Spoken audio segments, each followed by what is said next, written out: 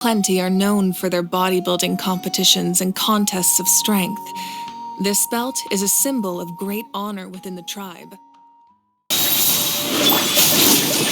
The range knows me. Dumpy Dumpy go!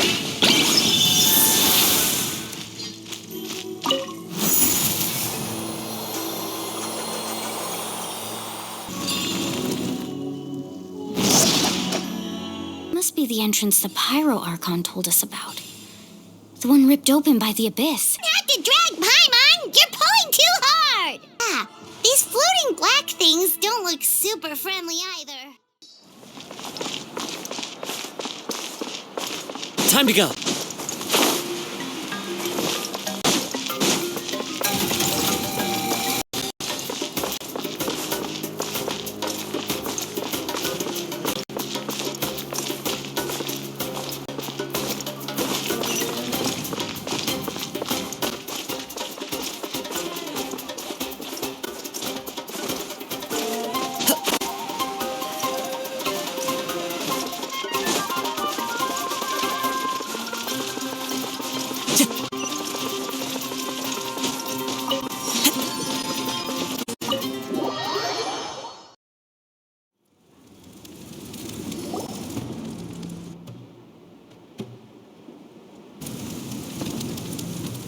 We're back! We found Kachina's ancient name, too!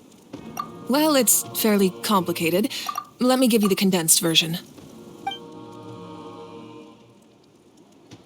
The Fatui again? We can't go anywhere without them causing trouble.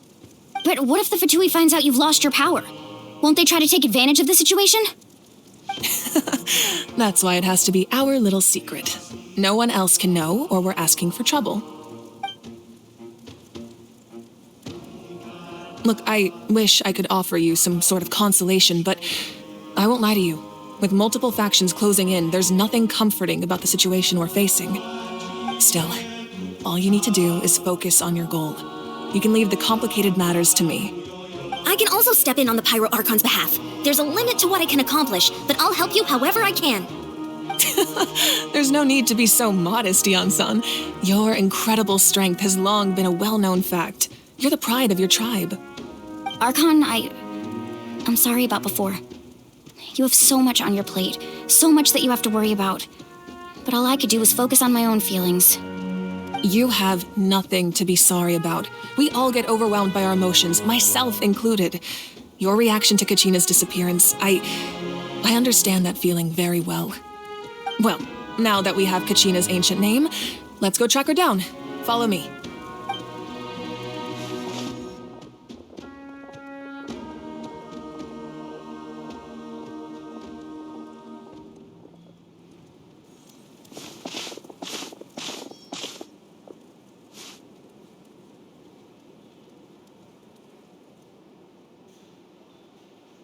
What is this place? Hey, isn't that Atea's talisman? Good eye. This is where I store all the various mementos I've collected. Whoa, I've never seen this place before. There's so many things in here. It looks like there are items from every tribe. Collecting them must have taken a lot of effort. I suppose you could think of it as a hobby of sorts. In Natlan, everyone grows up listening to the stories of heroes. And physical items do a far better job of preserving those stories than our own memory. Now, I still have some preparations to make for the ceremony, so feel free to take a look around in the meantime. If you're curious about an item, I'm more than willing to tell you about its origins. All right, we'll have a look.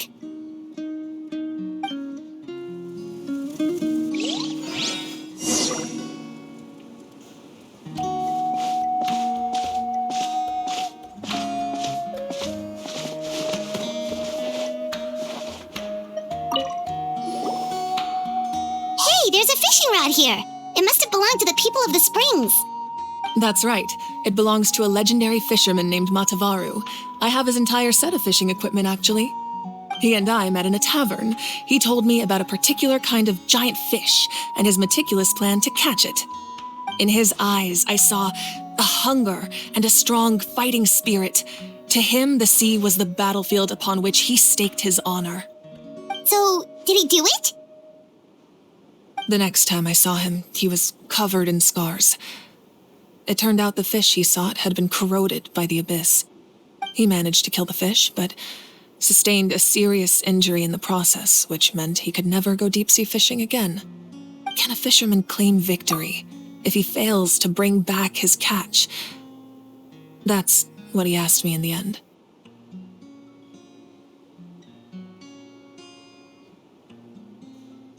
Well, Paimon thinks he won. That was my answer as well. The experience was far more valuable than the prize itself.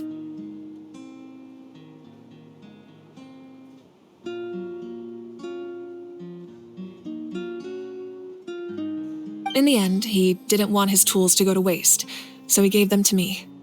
Wait, that means you also know how to fish. Maybe we can go head-to-head sometime.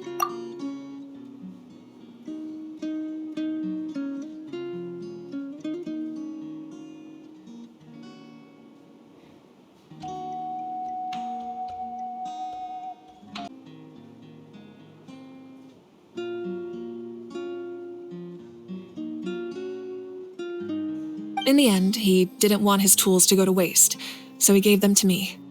Wait, that means you also know how to fish. Maybe we can go head-to-head sometime.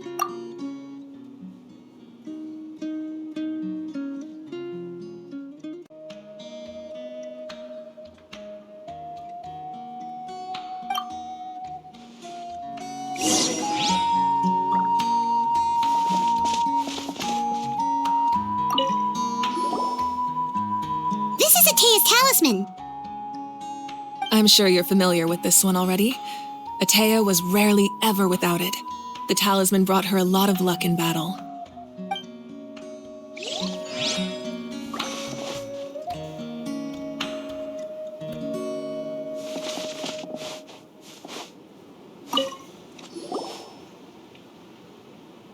There are so many jars and potions around here. Do they have anything to do with alchemy? No, those belong to the Masters of the Night Wind. They're ceremonial tools used to amplify the ability to communicate with the Night Kingdom and the Wyab. Yamaya is an expert in this field, and she taught me a lot. Even though she appears stoic and serious, she actually has a keen sense of humor. The tools you see here are quite traditional. Her students found them outdated, so she passed them on to me. The contents of the jars aren't all that special. Oh, except the big jar in the middle. That's what she really wanted to give me. Ooh, must be something really cool. What's inside? Grape juice. Huh? It's quite tasty, although probably expired by now.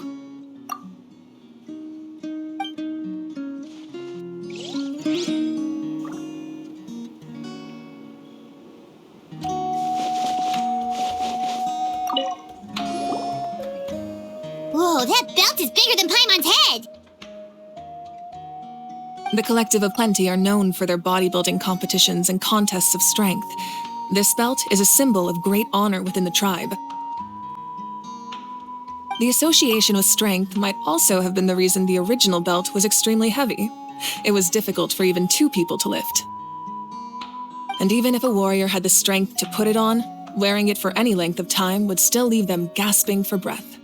Sounds like it. So the owner of the original belt, Kitera, commissioned a craftsman to make a copy identical in appearance but far lighter in weight. That is the belt you see before you. He would often wear this version when training in order to protect his waist. Or he made a lighter version so he could wear it all the time and show it off.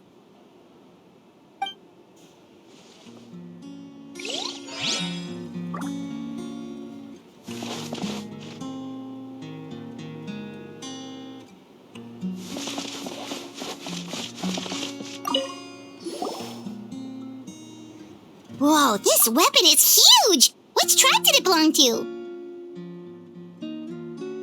Ah, that weapon belonged to Tenoch, a hero from 500 years ago. Strictly speaking, he didn't belong to any single tribe. That's because even before the disaster with the Abyss broke out, he had already been exiled. Exiled? It was a punishment imposed out of necessity, but he accepted it all the same. He believed it was what he deserved.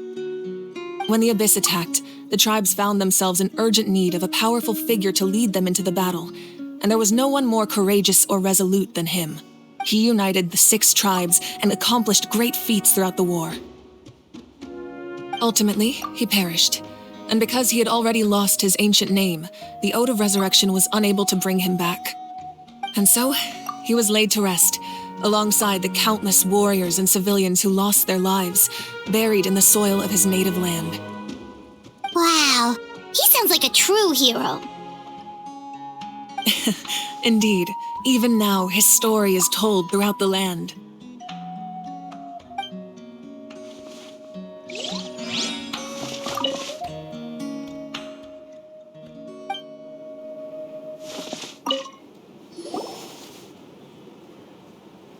The powder still needs some time to settle. Well, what do you think of my collection? Do you feel like you have a better understanding of Natlan's culture now? Yeah, if each item represents a different story, seems like Natlan's really been through a lot. Does every item hold a special memory, just like Atea's talisman? That's right. The items in my collection actually serve a similar purpose to the ancient names passed down among the tribes. They demonstrate the true shape of time. The shape of time? Most people perceive time as a linear concept, almost like a straight line that can only move forward. We cannot change the past or predict the future. But there's also a different theory, one that I believe to be closer to the truth. Namely, that the past, present, and future all exist at once. At once? Paimon's not sure she understands. Let's say your journey ended right now. Thinking back on your experience in each nation, which one would you say was the most important? Exactly. Even at the end of your journey, things you experienced along the way don't cease to exist. They become part of who you are. Take out a portion of that journey, and you would likely make very different decisions, and eventually arrive at a very different destination. The future is the same way. It exists even though it has yet to come to pass. We just lack the means to perceive it. Of course, there are those with the power to foresee the future. They simply call it by a different name. Fate. You're quite familiar with that concept, I would imagine. That does kinda make sense. The future hasn't happened, but already exists. Humanity excels at living in the present, but too often we forget the past and neglect the future. While the Pilgrimage and the Night Warden Wars lead us to a better future. Only by uniting the people of Natlan across countless eras can we fight back against an enemy as formidable as the Abyss. To come up with such a set of rules, the first Pyro Archon must have possessed a level of insight I can only imagine. That's correct. At first, he was a mortal man with no special power. After he ascended to the divine throne, he used it to borrow power from the heavens and establish the rules of Natlan. Namely, a framework through which ordinary people can ascend to Archonhood. By holding the pilgrimage, we're able to determine the strongest among us, and when that person ascends to the divine throne, their inner flame will awaken. In addition, the sacred flame will grant them significant knowledge and memory of this land. After all, that's how I came to know everything I just told you. So it all comes down to the power of the divine throne and the rules.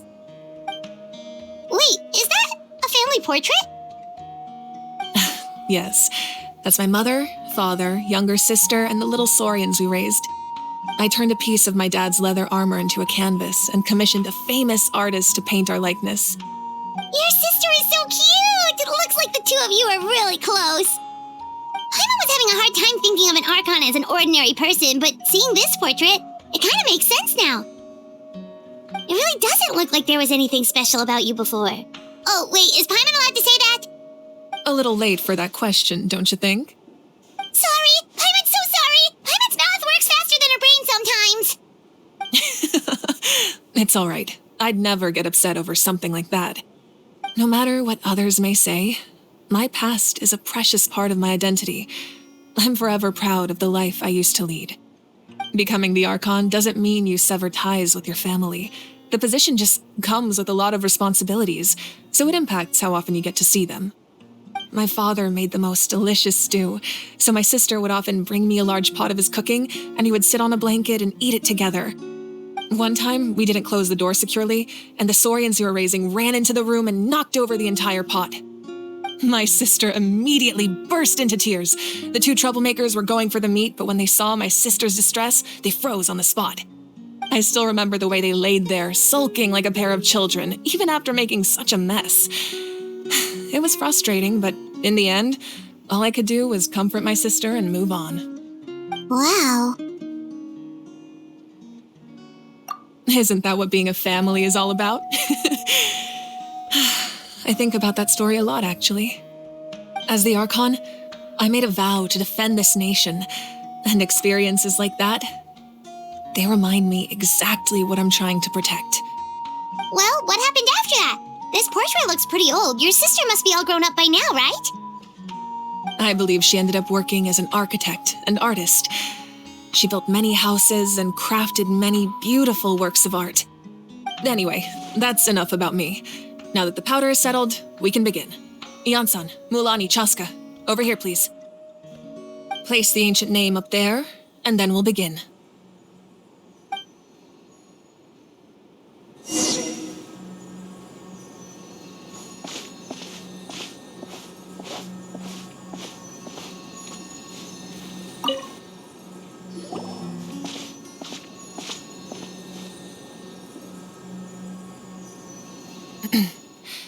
Surely as the echoes of life resound through heaven and earth, so too shall our stories remain eternal. Ancient name, take us to your fated bearer. Allow her to answer our call.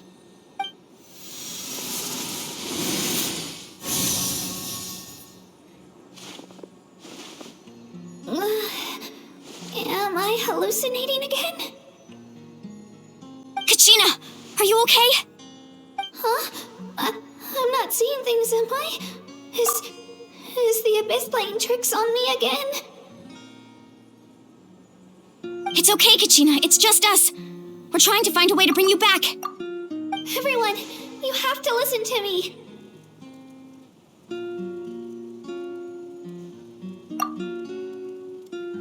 I've been investigating the Night Kingdom this entire time, and I figured out what's wrong. The Y-Up is being affected by the Abyss. I was waiting for the Y-Up to send me back, but then this really strong monster came in and almost killed me. The Y-Up saved me, even though its power is weakening, so I've been hiding from the monsters while trying to find a way to help. The Night Kingdom has become a huge mess, though. I keep hearing these awful sounds and seeing really horrible things. Don't listen to those sounds, Kachina. The Abyss is trying to strip you of your sanity. All you need to do is stay safe and wait for us. We'll be there shortly. It's okay. I feel so much better now that I've had the chance to talk to you guys. You don't need to worry about me. I've never been strong or special at all, really. So I don't blame anyone for forgetting about me or leaving me behind. Just knowing you care is more than enough. I'll find a way back. You don't have to put yourselves in danger to come rescue me. You're always like this, Kachina. Now's not the time to act tough. We're coming for you, and that's final. I don't know what lies the Abyss has been feeding you, but I'll tell you something right now. Nobody here sees you as a burden. You're a victor of the Night Warden Wars, a hero of Natlan. All you need to do is wait for us to rescue you, and you'll get all the applause and recognition you deserve.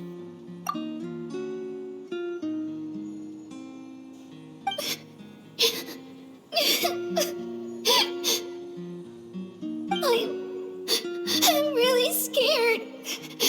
Everything's so dark and creepy here. And I want to go home. Still, I don't want you to put yourselves in danger because of me. I don't want to hold anyone back ever again. All you need to do is place your trust in us, just like you always have. No one fights alone. We're not leaving you behind. Not ever. Yeah, we're so close. We can't call it quits now. Thank you.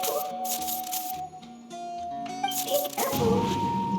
Looks like we've lost contact. Now comes the most dangerous part. You have to traverse the Night Kingdom in your physical form. This entrance to the Night Kingdom was left behind after an abyssal invasion. Even a brief amount of time inside could expose you to corrosion. I know. I'm prepared for that possibility. All right, then I wish you all the best. I'll tell Koichi to be ready just in case. She's very experienced in dealing with abyssal corruption. That face you just made. Don't tell me you two got into another argument. No, I just feel bad for creating more work for her. I'll go with them too, Archon. The more people, the stronger the party. Thank you so much for your help, everyone. It really means a lot that you're willing to brave these dangers with me. And there's no time to lose, so let's get going. Now that I've lost my power, I won't be able to provide much practical support, but I can still keep an eye on the situation from here. Eon-san, I know it's unlikely, but if you encounter a situation you can't handle... That won't happen. I hope not.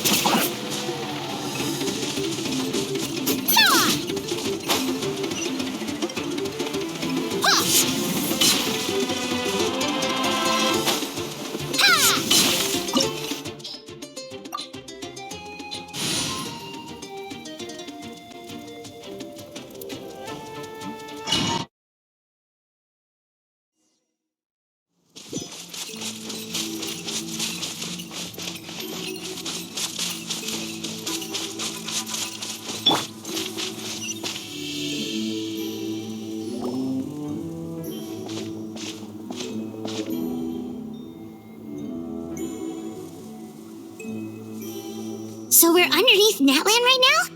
It looks nothing like Paimon was imagining. That's because in the distant past, Natlan was home to an incredibly advanced civilization ruled by dragons. Humans only established their own society after the fall of the dragons. So these are Saurian ruins? Wait, you mean like the elemental sovereigns? They had their own advanced civilization? Yes, a really long time ago. Very few records have survived until now, so no one really knows what the devices here are for. These ruins have been abandoned for a long time, but with the recent increase in Abyss activity, the installations around here have somehow been activated again. So what you're saying is, we're not in for an easy trip to the Night Kingdom. No, it's going to be obstacle after obstacle from here on out. Why are you all laughing like that? It's creeping Paimon out. It's the pre-adventure excitement kicking in, right guys? Of course, I'm eager to get started. Then let's go. We won't let anything stand in our way.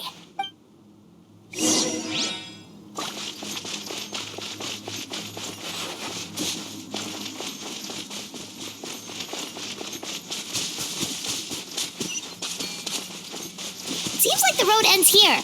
How should we get across?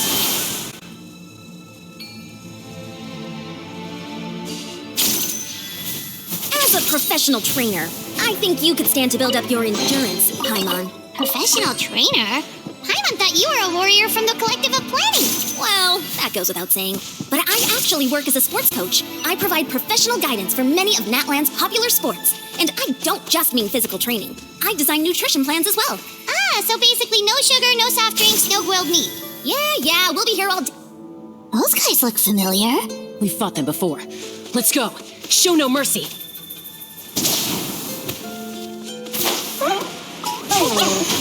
Jumpy, jumpy, jump! Extract! The range range knows me.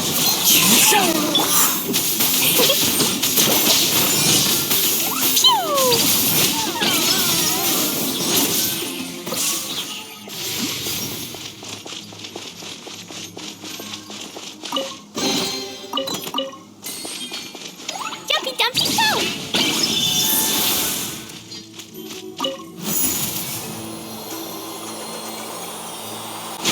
Whoa, the place we need to go seems really high up.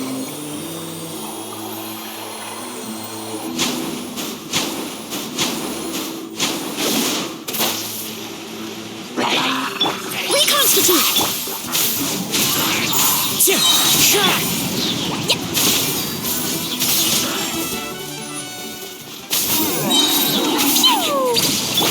A little ambiance! Extract! You Blake, yep. One with nature.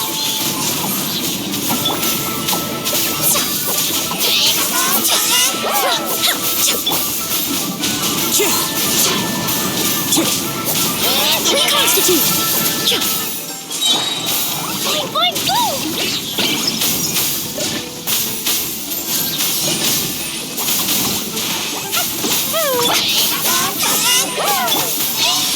Ready, go!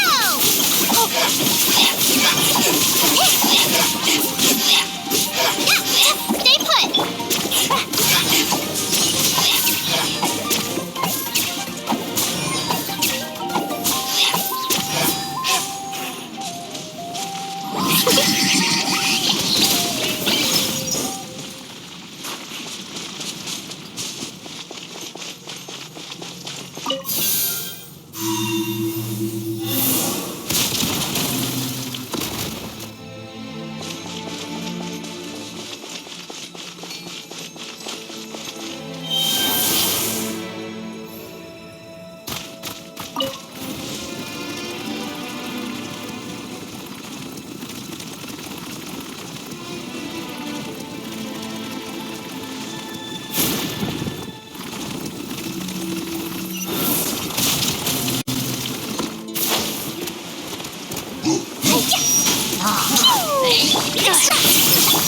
Fallen leaves, adorn my night!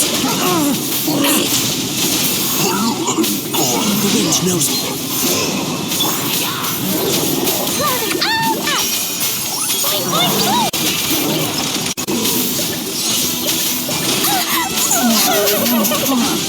You're picking on me! Fresh and floral!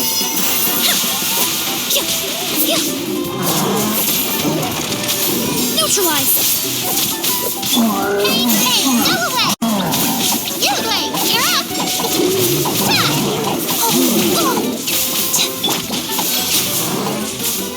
Reconstitute!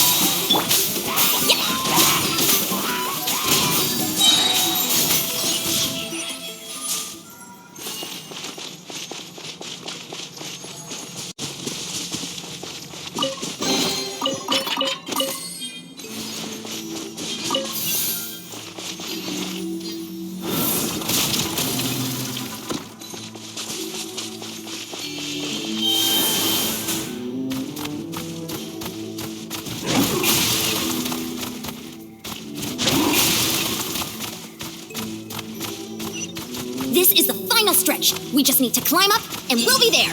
Nothing to it. Easy for you to say.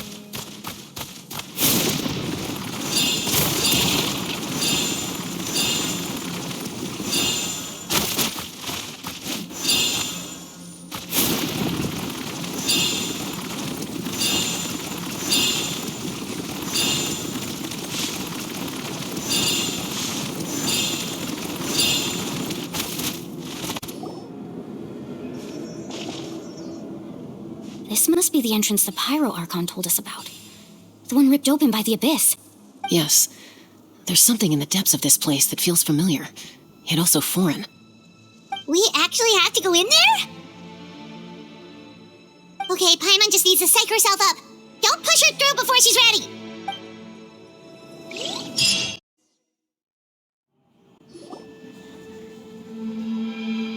Hey, you don't have to drag Paimon. You're pulling too hard. Looks like we made it. This is the Night Kingdom. It looks so different from what I imagined in the stories. That overflow of energy is probably what trapped Kachina here in the first place. From this point forward, everything we know about the real world no longer applies. Anything can happen here. Paimon's more worried about how we're gonna make it out. We obviously can't go back the way we came. Do you see that patch of light on the ground? It's shining down from that fissure in the sky. Oh yeah, right in front of us. So that's coming from up there? Oh, Just like I said, our real-world knowledge doesn't apply here. We fell all this way, yet came out completely unscathed. If this was the real world, we'd have to climb our way back up to the entrance. But here, all we have to do is stand underneath the light and offer a prayer. that's it? You really think that little of Paimon? That's not even why Paimon asked. So that means all we need to do is find Kachina and bring her to this location. Exactly. This light is streaming in from the real world.